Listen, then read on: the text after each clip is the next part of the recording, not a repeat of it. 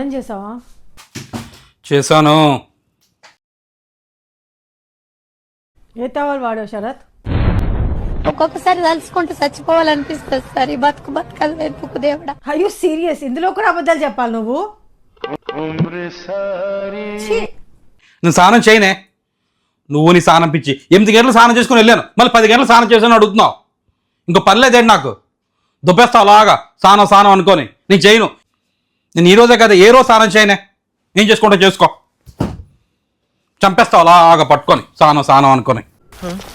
దీంతో పళ్ళపోతున్నాను భయ్య. రామచంద్ర ప్రభు, కాలనా కడిగావా?